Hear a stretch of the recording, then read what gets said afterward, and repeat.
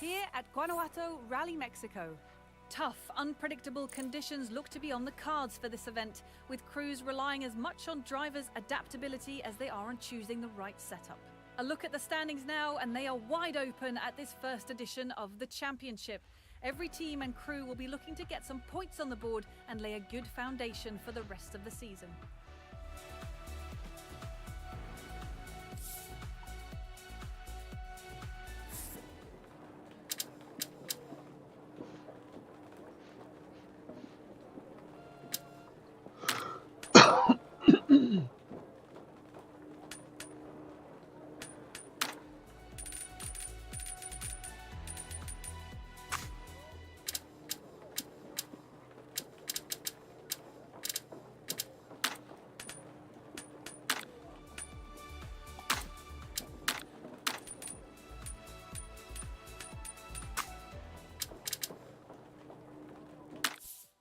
The pressure and excitement is building here as the crews prepare for the start of the rally. Goals and ambitions can be realized or broken in a matter of minutes, and none of these teams will want to crash out on the first stage.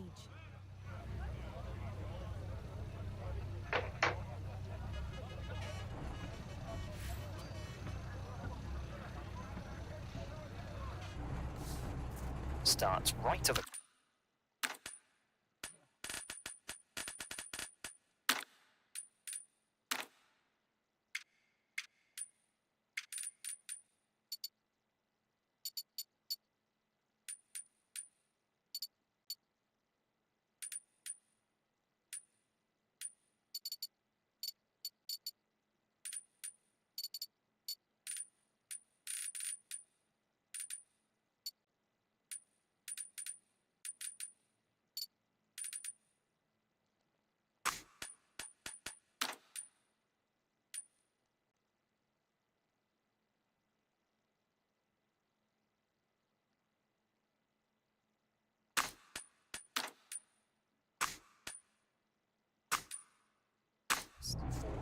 Good luck.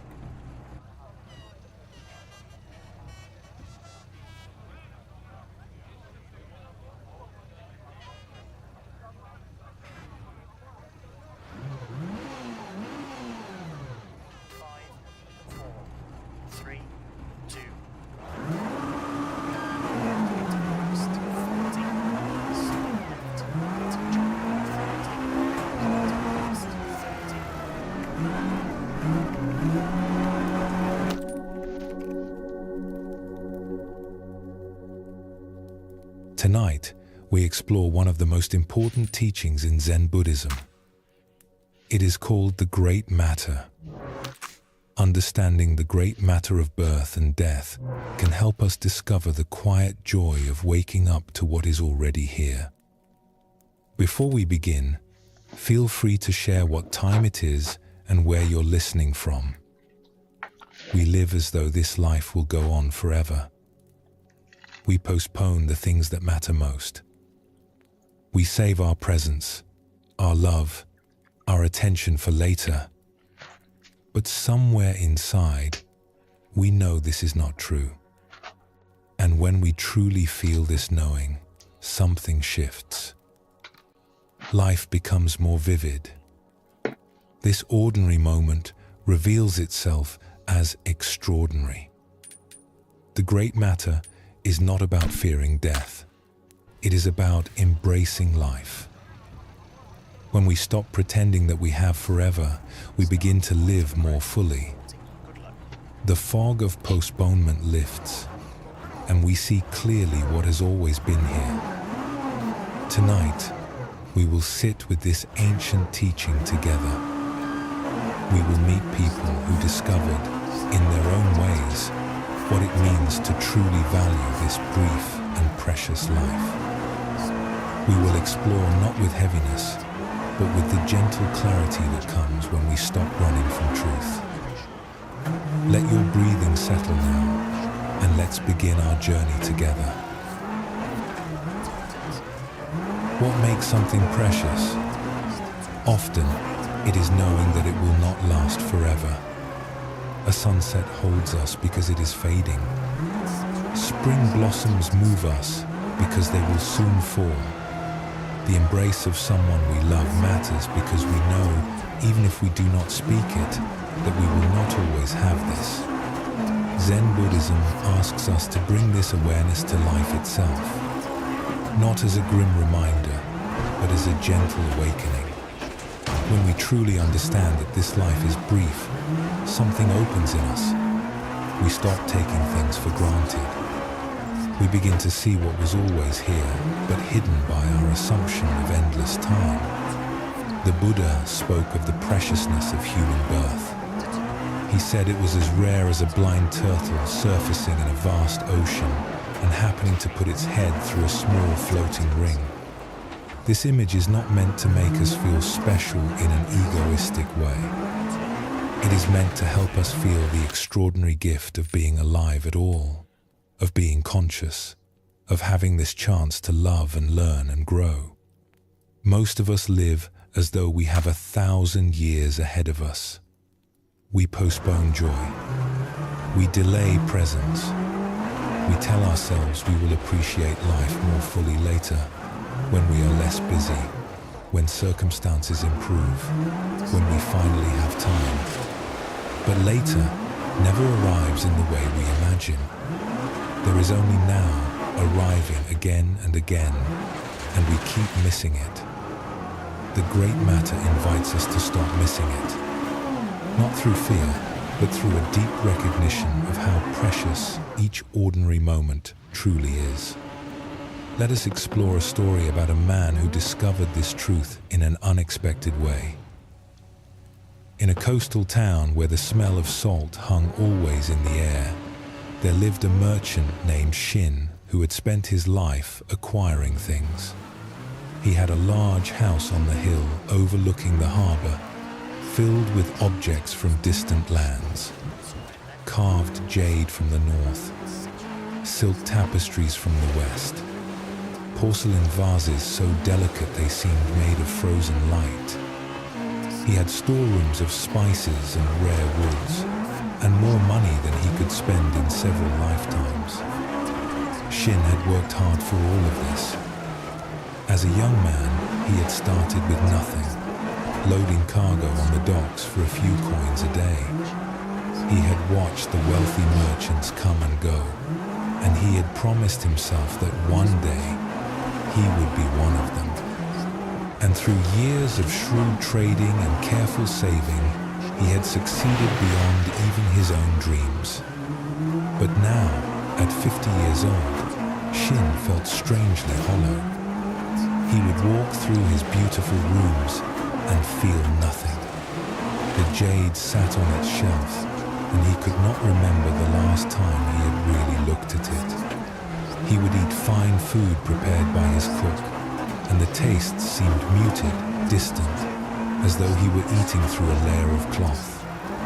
He would watch the sunset over the harbor from his terrace, the sky turning gold and crimson, and find himself thinking only of tomorrow's shipments, tomorrow's profits, tomorrow's plans. Life seemed to pass through him without leaving any mark. The days blurred together, seasons changed, and he barely noticed. He was successful by every measure the world offered, and yet something essential was missing. Shin employed many servants, but the one who had been with him longest was an old man named Bora. Bora had worked in the household since before Shin inherited his father's modest fishing boat, long before the wealth had come. He had watched Shin rise from nothing to everything. Now Bora was old, his hair white, his movements slow. He swept the floors, tended the garden, and moved through his days with a quiet contentment that Shin sometimes noticed but never understood. One autumn, when the leaves were turning gold and the air carried the first hint of winter, Bora fell ill. It was not serious, the healer said, but he was old and needed rest. Shin visited him in his small room at the edge of the property, more out of obligation than genuine concern. The room was sparse and simple. A sleeping mat on the floor. a thin blanket folded neatly, a few worn clothes hanging on pegs, a chipped cup beside a small brazier. On a wooden ledge near the window sat a smooth grey stone, the only decoration in the room. Shin looked around with something like pity mixed with discomfort. After all these years of service, after decades of loyal work, this was all the old man had to show for his life. This bare room, these few possessions, this small stone. You should have saved more, Shin said, trying to fill the silence. You should have asked for higher wages over the years. I would have given them. Look at this room. There is nothing here. Bora was propped up on his mat, his back against the wall. He looked tired, but his eyes held a warmth that made Shin feel suddenly uncertain, as though the old servant knew something he did not. May I ask you something? Bora said. His voice was soft but clear. Of course. When you die, what will you miss most?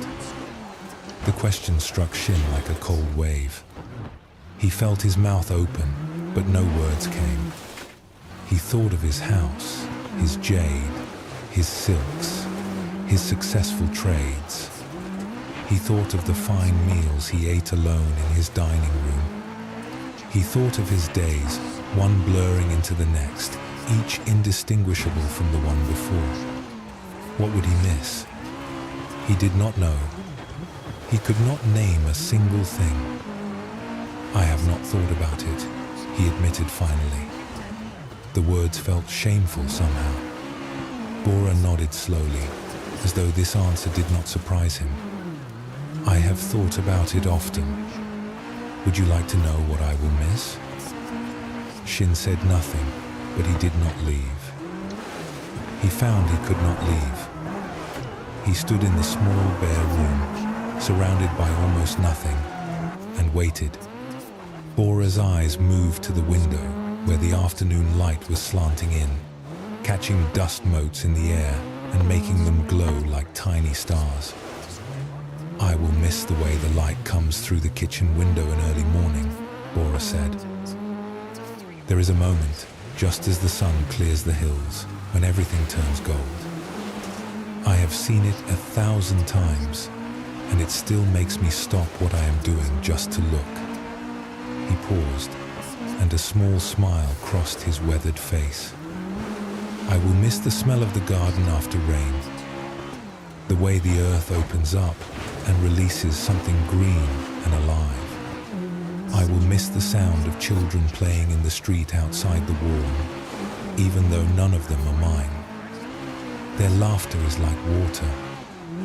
It flows in and washes something clean. Shin stood very still. He had heard children playing outside his walls countless times. He had never once stopped to listen.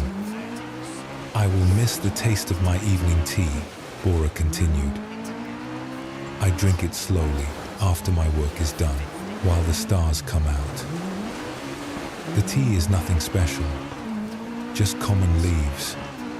But the drinking of it, the warmth of the cup in my hands, the way the steam rises and disappears, that is something I will miss very much.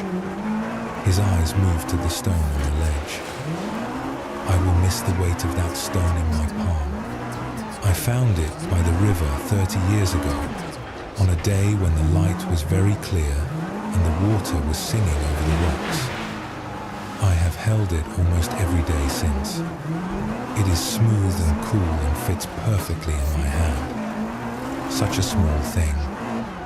Such an ordinary thing. And yet, it has given me more pleasure than I can say.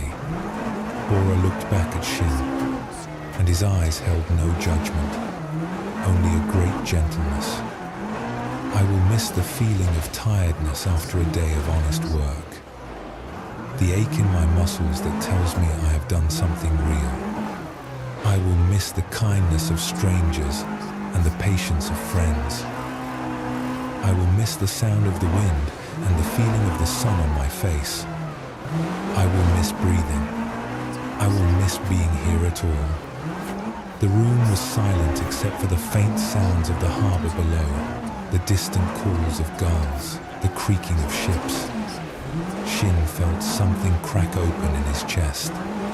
It was not painful exactly, but it was not comfortable either. It was as though a shell he had not known he was wearing had suddenly broken. This man who owned nothing could list 100 things he would miss. And Shin, who owned everything, could not name one.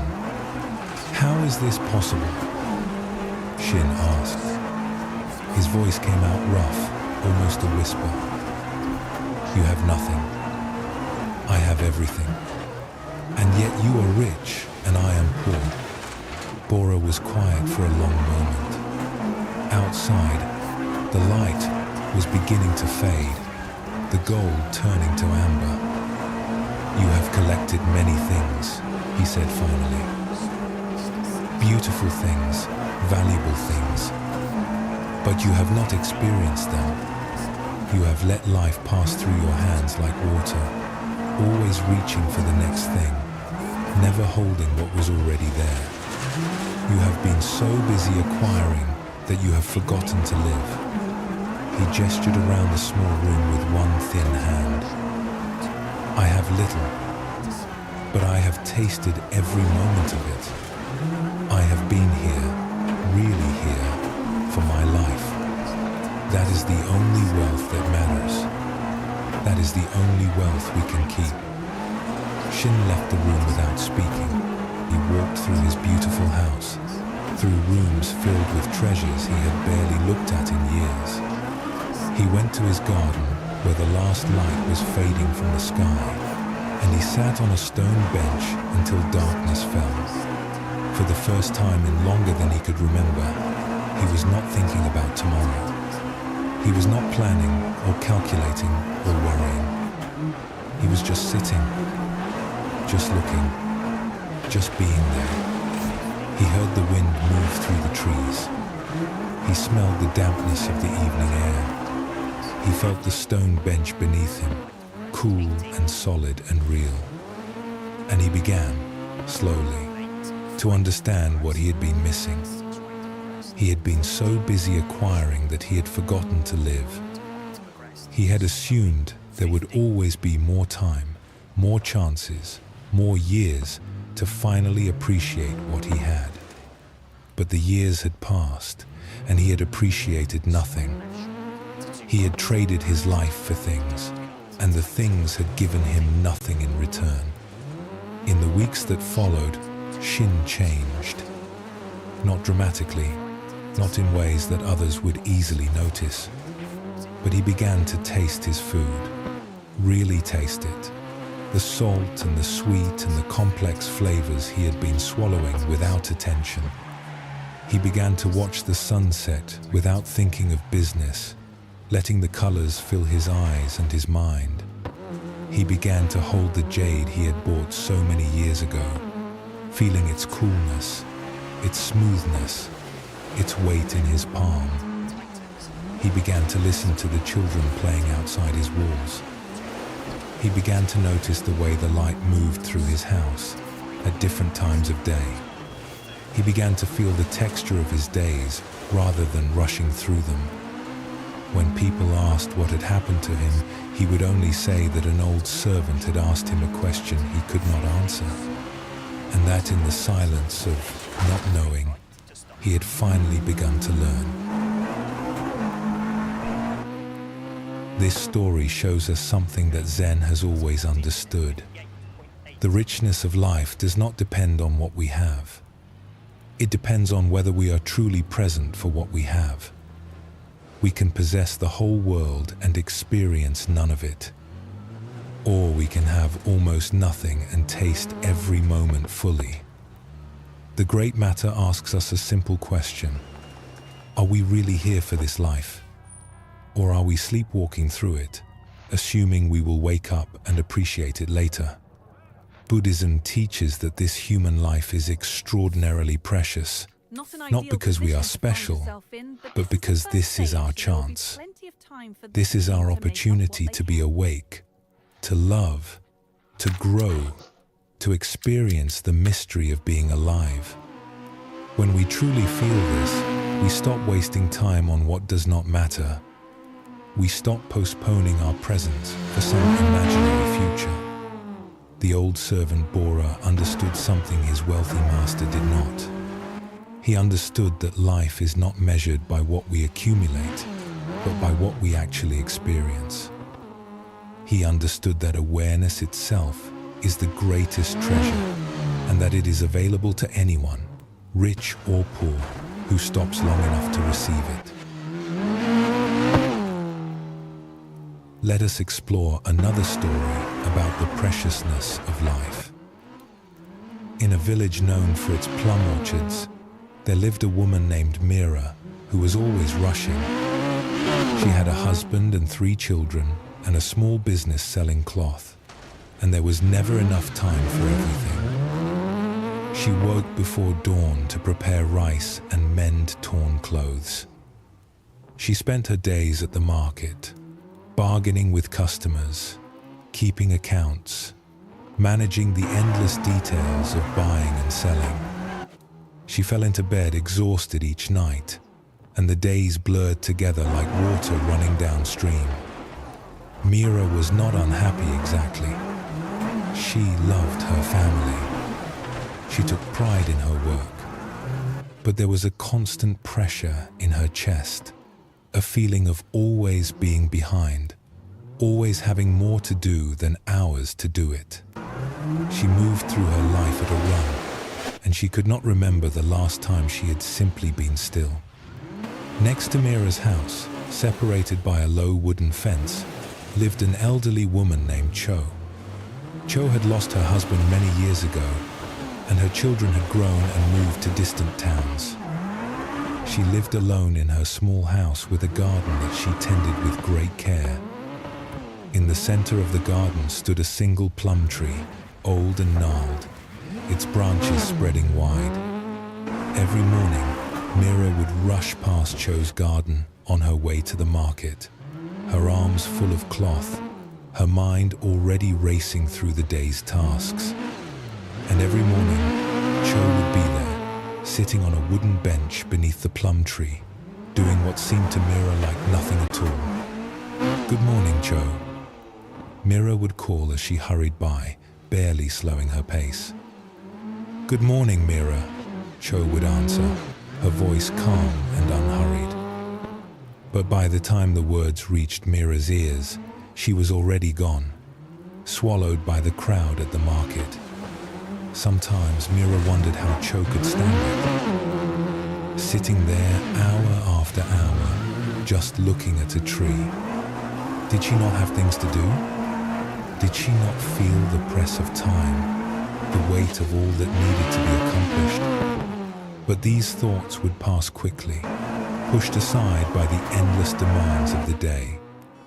One spring, Cho's plum tree bloomed with unusual beauty. The blossoms came thick and white, covering every branch like fresh snow, and their scent drifted across the fence and down the path and into the streets of the village. People stopped as they walked by, breathing in the sweetness, remarking on how lovely it was. Mira noticed it too, in passing. The white blossoms caught her eye as she rushed by one morning, and she thought briefly that it was lovely, that she should stop and look more closely sometime. But not today. Today there was too much to do. Perhaps tomorrow. But tomorrow came with its own demands. And the day after, and the day after that. One evening, as Mira was returning home later than usual, the last light fading from the sky, she found Cho waiting by the gate between their properties. The old woman's face was calm, her hands folded in front of her.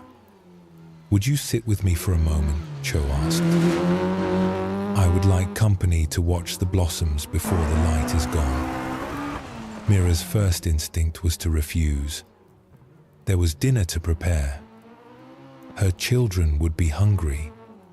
There was cloth that needed mending before tomorrow's market. There was always something. But something in Cho's face stopped her. A quiet earnestness. A patience that seemed to ask for very little. Just for a moment, Mira said. They walked together through the gate and into Cho's garden. The plum tree stood in the center, its white blossoms luminous in the fading light, almost glowing against the darkening sky. The scent was stronger here, sweet and faintly bitter, filling the air. They sat together on the wooden bench. Mira's body was tense, her mind still running through lists of things undone. But she sat. For a while, neither of them spoke. The evening settled around them. Somewhere in the village, a dog barked. The breeze moved through the branches, and a few petals drifted down like snow. This may be my last spring, Cho said. Her voice was matter-of-fact, without sadness or self-pity. Mira turned to her, alarmed. Are you ill? Should I call for the healer? Cho smiled and shook her head. No, I am not ill, but I am old. 78 years old this year, and one of these springs will be my last. I have stopped assuming there will always be another. She looked up at the blossoms, her face soft in the dim light. When I was your age, I rushed past everything, just as you do. I thought the blossoms would always return. I thought there would always be more time to sit and look at them. And then one day I realized that I had let 40 springs go by without ever really seeing one. 40 years of blossoms coming and going, and I had missed them all. Mira was quiet. She felt the bench beneath her, the cool evening air on her skin. She looked at the tree, really looked at it, for the first time since she could not remember when. The blossoms seemed different somehow, more vivid, more present. She noticed how each cluster of white petals trembled slightly in the breeze. She noticed the way the last light caught their edges, making them glow. She noticed the dark branches beneath, the texture of the bark, the way the tree had grown around its own history. I see the same tree I have always seen, Mira said slowly. But sometimes it looks different. It is not the tree that has changed. It is your looking. When we know something will not last, we see it more clearly. When we stop taking it for granted, it reveals itself. Cho reached out and took Mira's hand. Her fingers were thin and cool, the skin soft and papery with age. I do not tell you this to frighten you. I tell you because I wish someone had told me sooner. You are rushing through your days as if there will always be more. And there will be more. For a while. But each day is like these blossoms. It will come once and never return. You can rush past it, or you can stop and see how beautiful it is. Mira sat with the old woman until the light was completely gone, and the blossoms were only pale shapes against the dark sky. The stars came out one by one. The air grew cooler, and still they sat. Mira did not think about dinner, or the cloth, or the children waiting. Something had loosened in her chest, some knot she had not known she was carrying. She just sat and looked and breathed. When she finally rose to leave, she felt different. She could not have named it exactly. It was as if a thin wall of glass between herself and the world had cracked, and she could feel things more directly than before. Thank you, she said to Cho. I am not sure what you have given me, but thank you. Cho smiled in the darkness. I have only reminded you of what you already knew. What we all know, but keep forgetting. In the days that followed, Mira still worked hard. She still cared for her family and tended her business. The demands of life did not disappear, but she began to pause more often. She would stop in the middle of kneading bread to feel the texture of the dough against her palms. She would look up from her sewing to watch the light move across the floor. She would touch her children's faces for no reason, just to feel them there, warm and alive and present. Her husband noticed the change. "You seem different lately," he said one evening as they sat together after the children had gone to sleep. "More here somehow. Less far away." Mira nodded. "An old woman reminded me that I will not have this forever. It is strange. Knowing that has not made me sad. It has made everything more beautiful." The plum blossoms fell, as they always do. The white petals drifted down over several days, covering the ground like snow, then browning and returning to the earth. Summer came, then autumn, then winter.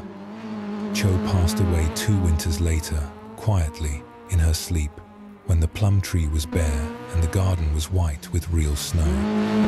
Mira was one of the first to know. She stood in the empty garden and looked at the tree and cried.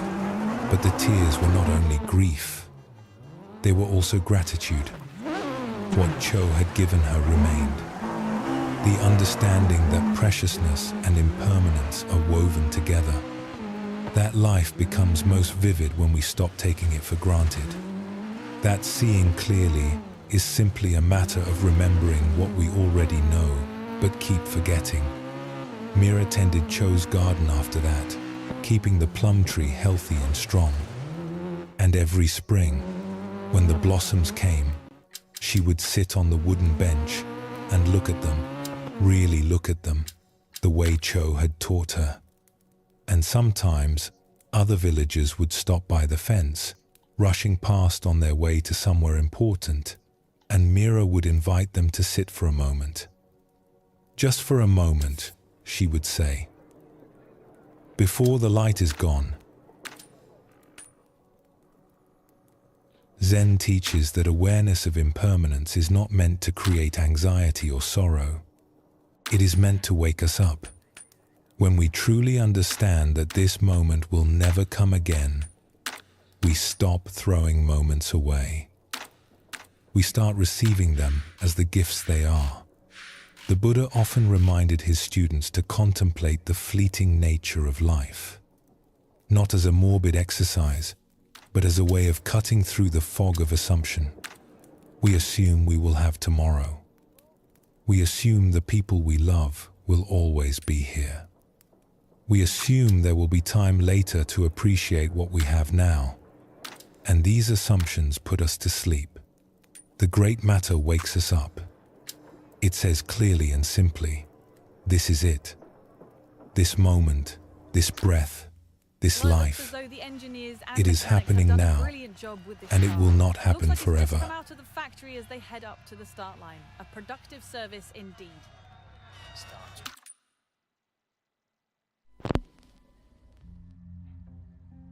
To the crest, 40. How real is reality, really? I mean, look around.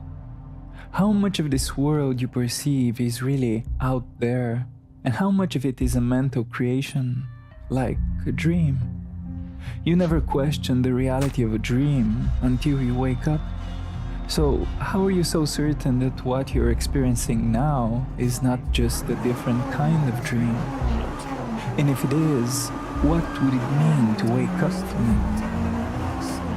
There is a fascinating tradition of Buddhist philosophy built around these questions.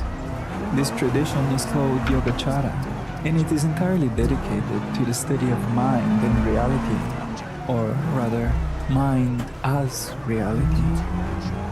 15 centuries before Freud and Jung, Yogacara discussed the ego, the unconscious, complexes and projections, using different terms of course.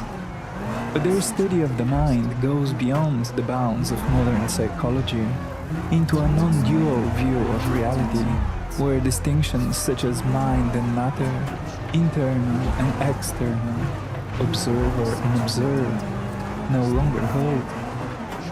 Couple this with the Buddha's teachings on karma, rebirth and enlightenment, and you can imagine how interesting things get. Here I'll present the deepest and most transformative insights from Yogacara Buddhism I have discovered. But I should mention one caveat before we begin. Yogacara philosophy is vast. It has been evolving for centuries, and there are many different interpretations of it.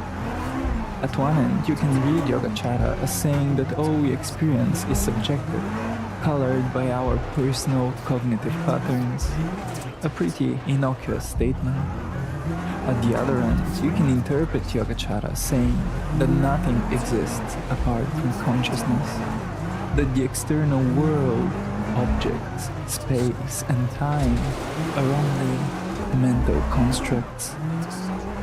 I personally lean towards the latter interpretation, as I do think the Yogacara arguments inevitably take us there. Yogacara philosophy is commonly known as Chitta Matra, meaning mind only, or consciousness only. Chitta Matra studies the world, objects, our bodies, and all our experiences not as objectively out there, but as conscious appearances in here, within the mind. Chitta Matra is the result of empirical and rational observations by generations of meditators.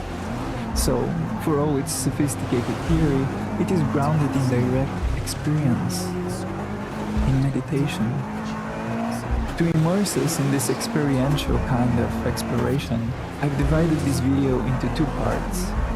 Part 1 is something of a guided meditation, only I'll do a bit more talking than is usual for a meditation guide. Here we'll discover the key Yogacara insights into consciousness for ourselves by observing our own minds. Part 2 is more theoretical and will show us how our meditation insights come together into a non-dual view of reality as the activity of consciousness. Again, here I will lean towards one interpretation of Yogacara, which you don't have to agree with to benefit from watching the video. By the time we are done, you have a subtler and deeper understanding of your mind. You also get an idea of what a non-dual, non-conceptual experience of reality might actually mean. Now, without further ado, I present to you Chitta Matra, the Yogacara view of mind only.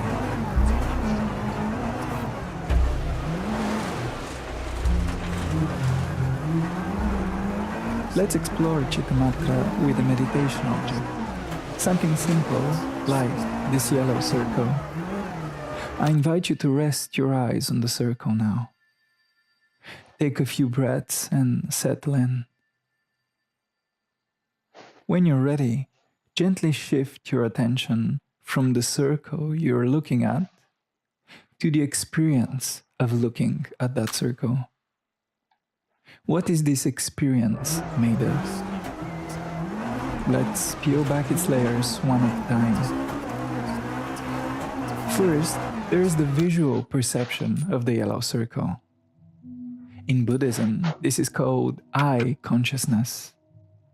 The Buddha himself analyzes consciousness down into separate channels of perception, one for each sense organ. So there is ear consciousness, tongue consciousness, nose consciousness, and so on. Right now, the yellow circle is a visual impression in your eye consciousness. So far, so good. But consider this.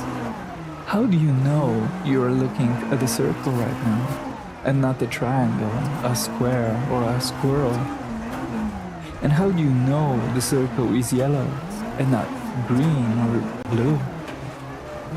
It's obvious, you may think, but how is it so obvious? See, you're not simply perceiving a visual impression of the moment, but also a conceptual interpretation of that impression. This interpretation places the labels circle, yellow, looking, and so on to translate visual data into a narrative, such as I am looking at a yellow circle. In Buddhism, this is called mano-vijñāna, meaning mind consciousness. The Buddha includes the mind among our sense organs, treating it as that which perceives mental objects such as thoughts, desires, feelings, and the like. But the mind is also a unique sense organ in that it interprets the information the other sense organs are feeding it. Let me give you an example. If I put these 12 lines on the screen in a particular way, what do you see? You see a cube. The flat image in your eye consciousness suddenly becomes three-dimensional in your mind consciousness. Also, you can see the cube facing either up or down, again depending on the mind's interpretation. Observe just how much of your seeing is done not through the eyes, but through the mind's interpretation of what the eyes are seeing. So it is with all the senses. The same smell may repulse you when you think it's coming from your socks, and make you salivate when you think it's coming from a slice of blue cheese. We mostly don't experience what we are experiencing, but our thoughts about what we are experiencing. Now, back to our meditation. We've recognized that seeing this circle happens in both your eye consciousness and your mind consciousness. Speaking more broadly, we can say experience involves the 6 channels of consciousness through which our sense organs feed us information about the world. This motto is what the Buddha taught his earliest disciples, but Yogacara takes things further. Let's now peel back the next layer of experience. Settle your attention again on the experience of seeing this yellow circle. We will now hone in on a subtle quality present in all conscious experience. Since this quality is always on, it is difficult to recognize it as a separate activity of the mind.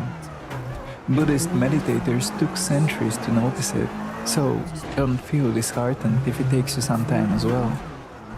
I'm speaking of Visaya Vijñapti, meaning object concept. Think of a dream you remember vividly. In that dream, you encountered people, objects, and places.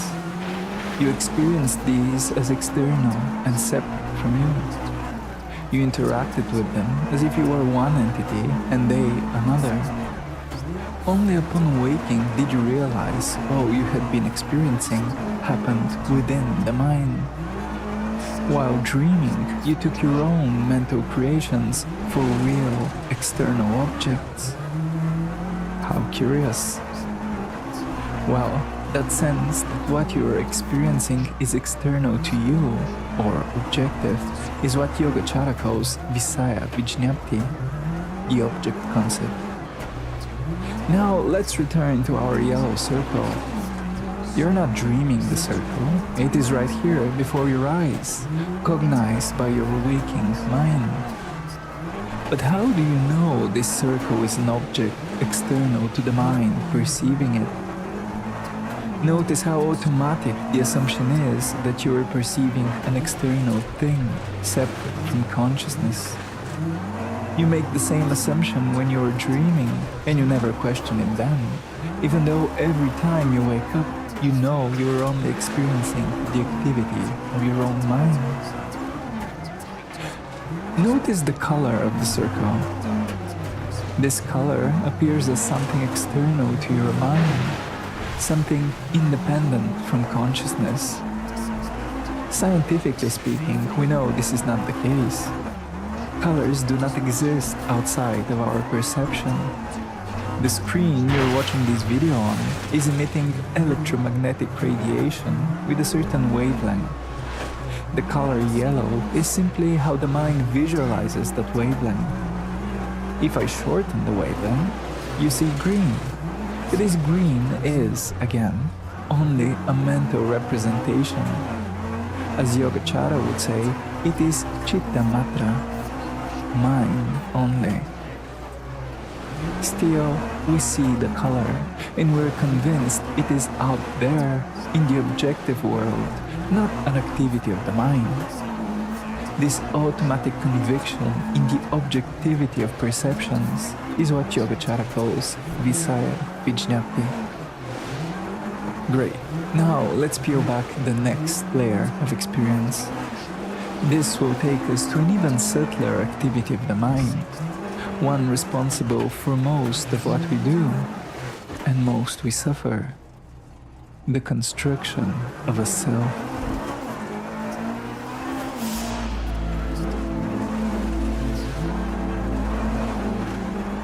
The Buddha's analysis of the self is probably his most powerful teaching. I explored this in depth in previous videos, which I invite you to watch. Yogacara, however, again takes things further. It distinguishes a dedicated mental structure that creates and sustains the sense of being a self.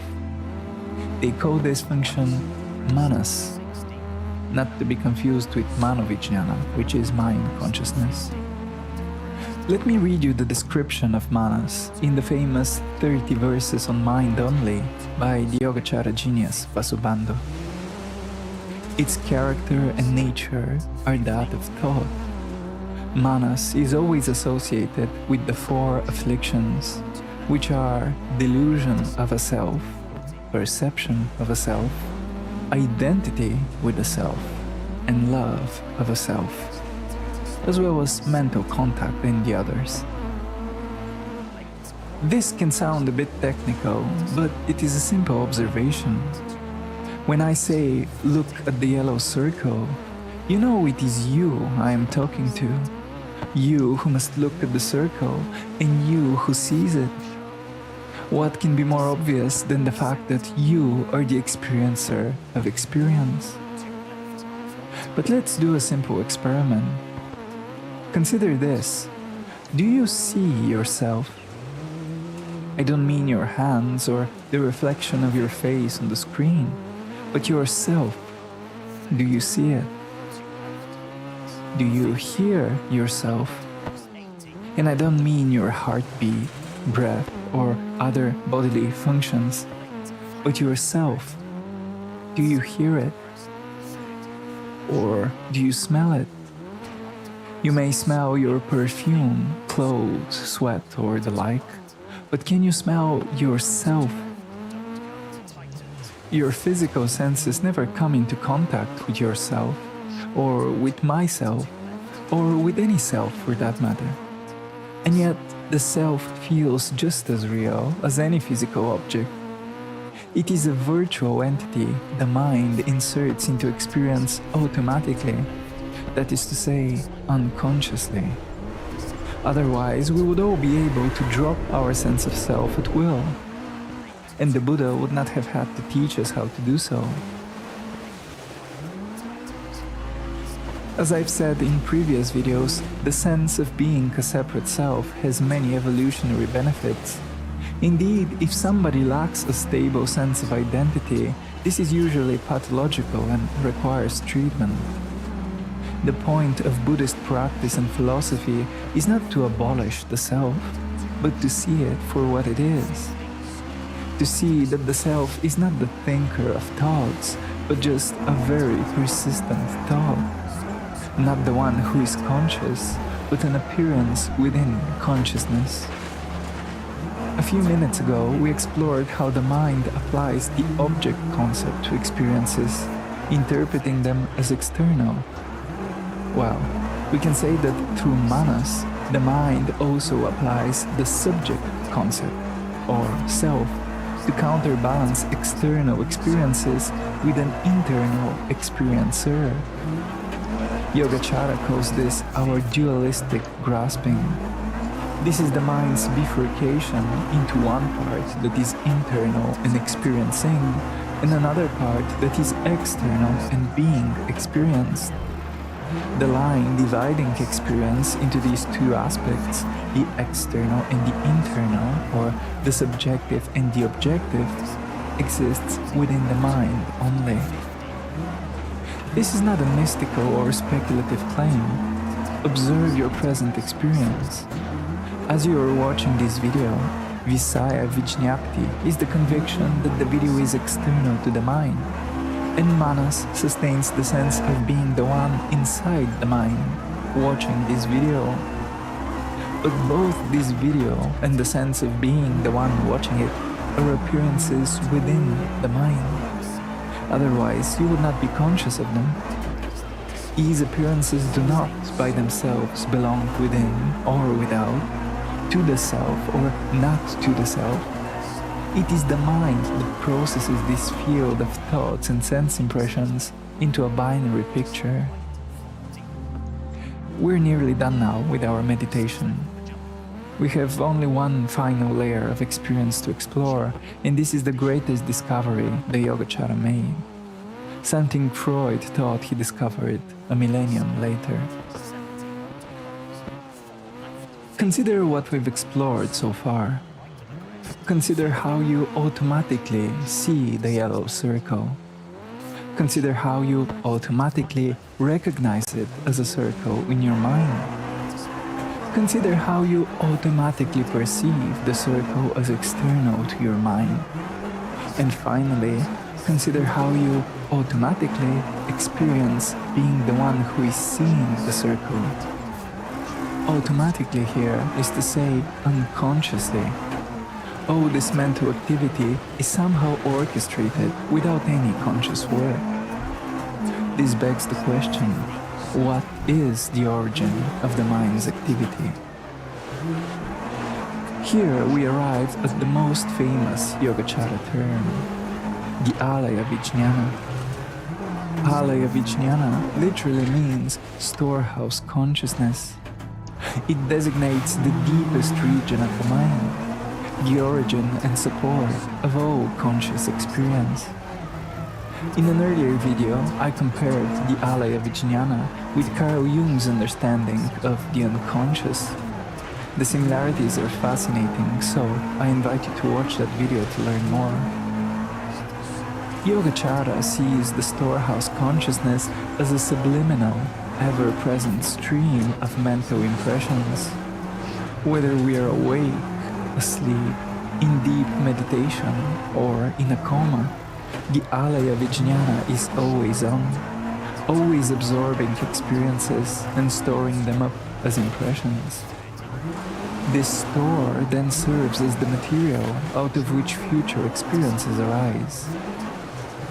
Before getting too abstract with this, let's explore it with a simple practice. Please close your eyes for a minute and listen to this sound.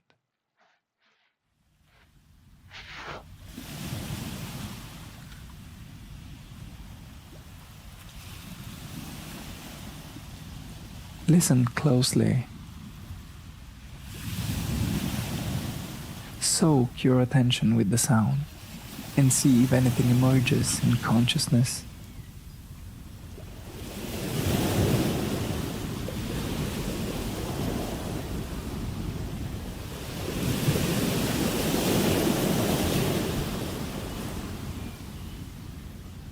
The mind may respond to the sound by bringing up images, thoughts, memories, feelings.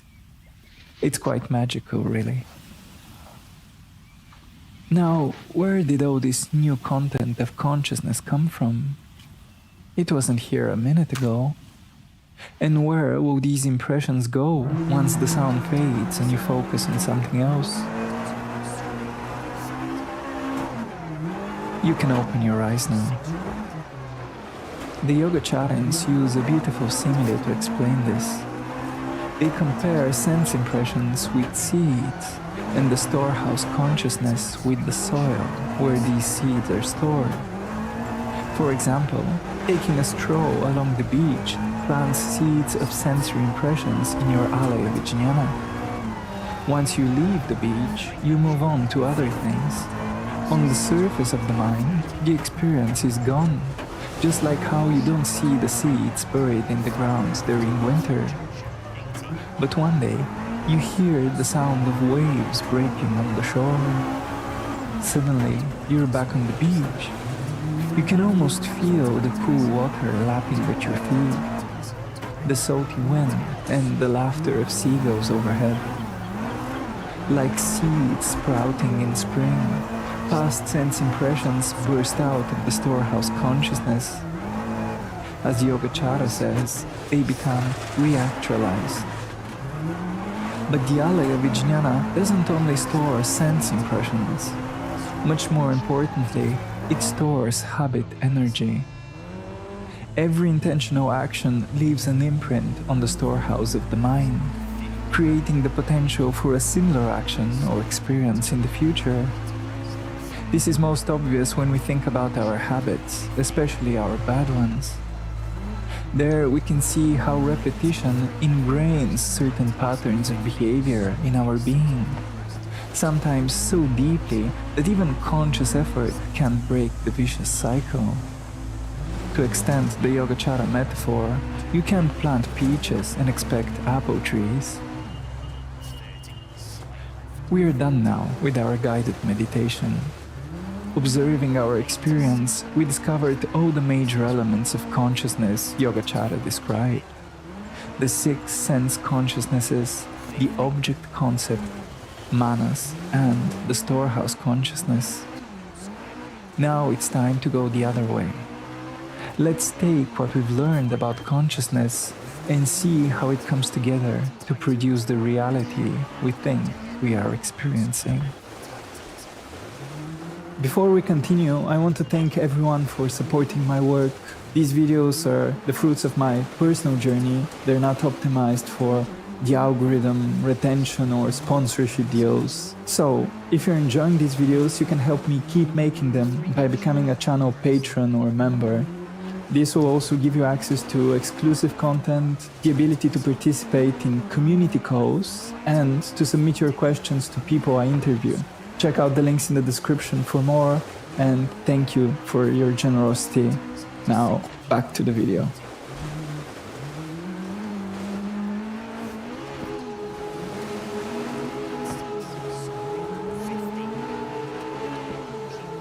How does reality arise in the mind? Let's begin with ignorance, even though there is no real beginning. The prima causa of this spectacle we call reality is the mind's ignorance of itself. Mind not recognizing mind. With this ignorance as a condition, the mind carries out a series of automatic operations known as the 3 transformations of consciousness. These operations arise simultaneously, but Yogacara lists them, starting with the most fundamental. Alaya Vijnana, or the storehouse consciousness, is the first transformation of consciousness. Here, mind manifests as a flow of impressions called vasanas. These impressions include images, ideas, sensations, and so on, but most importantly, they include acts of volition. All these are the latent seeds that later flower into conscious experiences. The Alaya Vijnana is not an entity, not a self, not a soul, but a flow of momentary impressions. It is not found within space or time, as space and time are impressions within it. This can all sound very abstract, but it refers to our daily reality. For example, let's do a quick body scan. See if you can hone in on any bodily sensation that you haven't been paying attention to while watching this video. The sensation can be an itch, some extra pressure, discomfort, pain, pleasure. Whatever you discover, notice how you just became conscious of the sensation, even though it's been there for a while. And once you shift your attention away from it again, you're no longer conscious of it, and yet it's still there. But still where? in the Alaya Vijnana. The Alaya Vijnana is that great expanse of impressions in which consciousness acts like a tiny mirror. A mirror shifting restlessly from one appearance to another, capturing fleeting images of the storehouse and trying to hold on to them. This takes us to the next step of how the mind constructs reality. Manas is the second transformation of consciousness. Here, the mind acts as a mirror to itself. We can compare Manas with the myth of Narcissus, where the boy sees his reflection in a pool, mistakes it for the face of a stranger, and starts clinging to it. Manas captures a subliminal impression from the Alaya Vijnana, like how a mirror captures an image and reflects it. But more importantly, Manas reflects not only the content of the Alaya Vijnana, but the Alaya Vijnana itself. Of course, the Alaya Vijnana is not an entity separate from its content, but it does appear as such in the reifying mirror of Manas. So, if you're wondering what the Alaya Vijnana looks like, the best image the mind can have of it is simply yourself. You are the reflection of the Alaya Vijnana in the tiny mirror of Manas. Let's return to our body scan. When you locate that bodily sensation, this is Manas reflecting an impression within the Alaya Vijnana.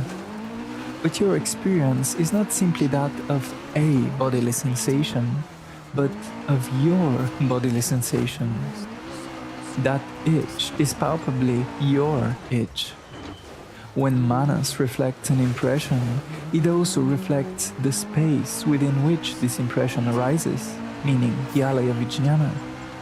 The reflection of this space for mental appearances becomes the image to which Manas clings as a self. But Manas does more than simply reflect the Alaya Vijnana. It obsesses over its reflection. Manas literally means thought or thinking.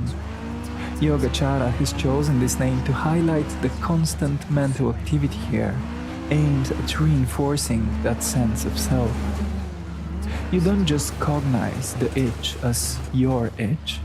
You also think, why do I have this itch? Should I scratch this itch?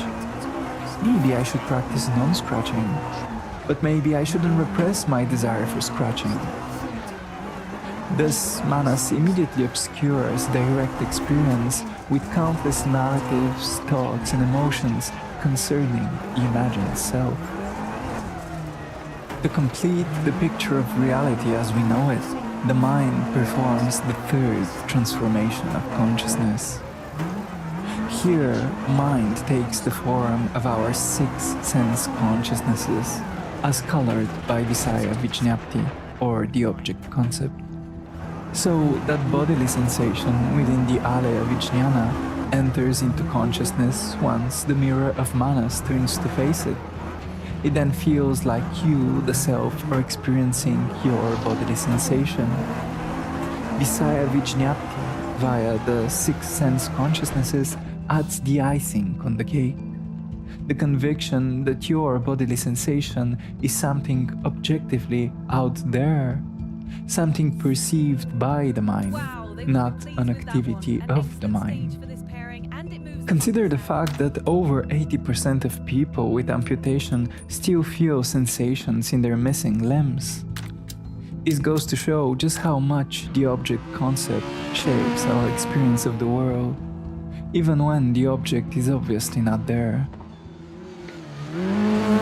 These then are the three transformations of consciousness: the Alaya Vijnana, Manas, and Visaya Vijñapti via the six sense consciousnesses. Their simultaneous activity arises due to the mind's ignorance of its own nature. It creates the illusion of an external reality and an internal self experiencing that reality. This illusion, in turn, further confuses the mind, prevents self-realization, and feeds the cyclical arising of experience we call birth, death, and rebirth. As one scholar puts it, we are unwrapped like the silkworm in the cocoon spun by our own selves and transmigrate from one form of existence to another, from one world to another, forever. So, this is how the mind creates the appearance of an external reality, according to Yogacara. Clearly, this view opens up at least as many questions as it seeks to answer. Let's look at a few really important ones. First, if reality is just a mental creation, how does the mind choose what experience to have? Why would we experience so much hardship and sorrow if the mind has the power to experience whatever it can imagine? Second, what about our shared perceptions? If you play this video to a friend, which I would appreciate, you will both be watching the same video. Doesn't this prove that this video is an external object, independent of both of your minds? And finally, what's the point of all this theorizing about the nature of mind and reality? The Buddha's aim was always liberation from suffering, not philosophical diversion. Does the Yogacara view of Chittamatra have any utility in helping us out of our everyday ignorance and suffering? There is an important element of Chittamatra I haven't mentioned. Now that we know about the 3 transformations of consciousness, it is time we look at the force behind them, the law that directs the mind's generation of experience. It's time we talk about karma.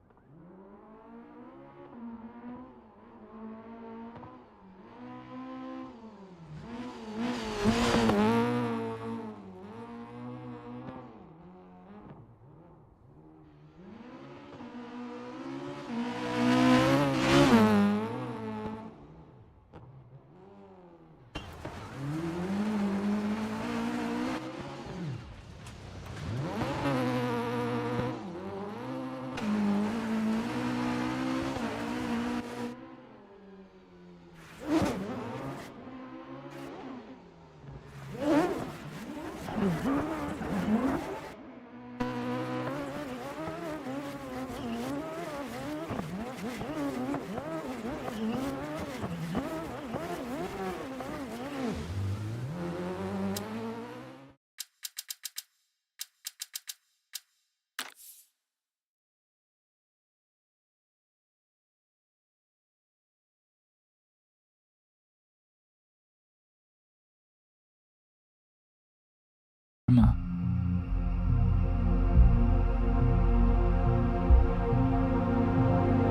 final stage of the rally stretches out before the In the competitors, earliest and they will sutras, surely the be Buddha wondering says, how best to karma tackle this is what drive. creates Will there be any distinctions among last-minute surprises beings. in this event? He also says, the body-mind is to be regarded as old karma, brought into existence and created by intention. I have an in-depth video about karma and rebirth. I invite you to watch that to see just how profound and elegant this teaching of the Buddha is. Here I'll only briefly mention the aspects most relevant to Yogacara. The Buddha teaches that all experience is the result of karma. Your karma includes all your intentional thoughts, words, and actions in this life and in an infinite series of past lives. Everything you experience in life, the Buddha says, down to the most trivial detail, even down to watching this video, is literally what your past karma looks like.